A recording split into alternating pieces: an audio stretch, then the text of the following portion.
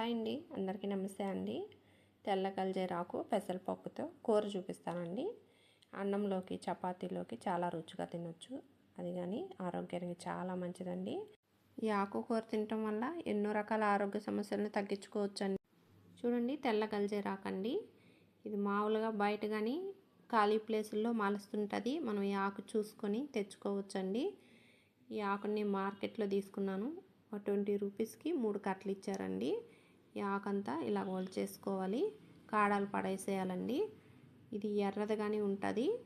ఎర్ర ఆకు కన్నా కానీ తెల్ల ఆకులో ఎక్కువ ఔషధ గుణాలు ఉంటాయండి. మనం ఈ ఆకు తింటుంటే కిడ్నీ సమస్యలు తగ్గించుకోవచ్చండి. ఒళ్ళు వాపు వస్తుంటుంది, యూరిన్ సరిగా రాకుండా ఉంటాయి. అటువంటి సమస్యలన్నీ తగ్గించుకోవచ్చండి.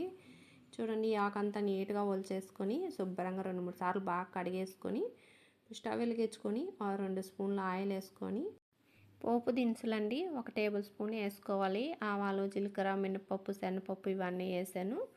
ఇప్పుడు 4 వెల్లుల్లి తీసుకొని తొక్కు తీసేసి ఇలా చిన్న ముక్కలకు కట్ చేసి వేసుకోవాలి. ఇప్పుడు ఒక రెమ్మ కరివేపాకు వేసుకొని ఇది పోపు అంతా దోరగా వేపుకోవాలండి. కాస్త వేగిన తర్వాత ఒక పెద్ద ఆనియన్ తీసుకొని ఇలా చిన్న ముక్కలకు కట్ చేసుకొని ఇలా దోరగా వేపుకోవాలి. ఇప్పుడు ఒక 80 గ్రామ్స్ కొంచెం తక్కువే వేసానండి పెసరపప్పు వేసుకొని శుభ్రంగా కడిగేసి పెట్టుకోవాలి. ఈ కడిగిందంతా ఆనియన్స్ వేగిన తర్వాత ఇప్పుడు పెసరపప్పు వేసుకొని 1 నిమిషం ఇలా బాగా వేపుకోవాలి ఆయిల్లో. ఇప్పుడు 1 కప్పు నిండా వాటర్ పోసుకోండి. వాటర్ పోసి ఇదంతా ఒకసారి ఇలా బాగా కలిపేసుకొని పైన మూత పెట్టి ఈ పెసరపప్పు ఉడికించుకోవాలండి.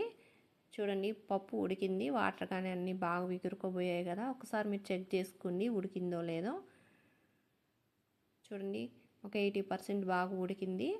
ఇప్పుడు కడిగి పెట్టుకున్న ఈ తెల్ల గల్జేరాకు అంతా వేసుకోవాలి. ఆయుర్వేదంలో అయితే పునర్నవ అంటారండి. ఈ ఆకుని చాలా మంచిది. పసుపు కానీ వేసానండి, కొంచెం పసుపు వేసి మూత పెట్టి ఈ ఆకుని ఉడికించుకోవాలి.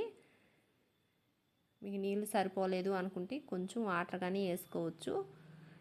ఇలా అంతా బాగా కలుపుకోవాలి. ఒకసారి అంతా ఇలా బాగా కలుపుకొని మళ్ళీ మూత పెట్టి ఇంకాస్త బాగా దగ్గర పడేంత వరకు ఇలా ఉడికించుకొని రుచికి తగినంత సాల్ట్ వేసి ఒకసారి ఇలా బాగా కలుపుకొని మీరు ఎంత తినగలరో దాన్ని బట్టి కారం వేసుకోవాలి.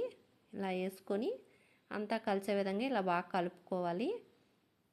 ఇప్పుడు కొంచెం కొత్తిమీర ఆకేసానండి. ఇదంతా ఇలా బాగా కలిపేసుకొని ఇప్పుడు కొంచెం పులుపుదనంకి కొంచెం నిమ్మరసం పిండుకోవాలి.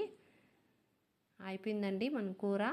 కొంతమందికి నీరు పట్టిపోతుంటుంది మొహానికి, కాళ్ళకి అంతా. ఈ ఆకుతో తింటుంటే తగ్గించుకోవచ్చండి.